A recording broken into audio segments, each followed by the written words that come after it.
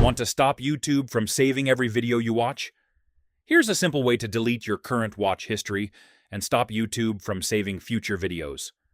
First, open the YouTube app on your iPhone or Android phone. Tap on the U icon at the bottom right corner. Here, you'll see your YouTube account page. You can also see your recent watch history from this section. If you want to remove a specific video, press and hold on the video from your history. Then tap Remove from Watch History.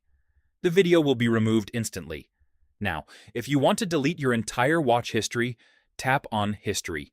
At the top right corner, tap the three dots icon. Select Clear All Watch History. A confirmation message will appear. Tap Clear.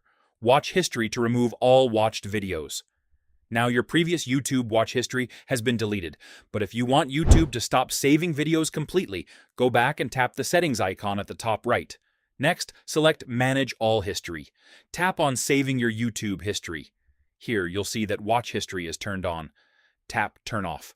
Then select Pause to confirm. Now YouTube will stop saving the videos you watch in your history. I have a quick tip for you. You can turn this setting back on anytime if you want YouTube to start saving your watch history again. And that's it. Your YouTube watch history is now cleared, and future videos won't be saved.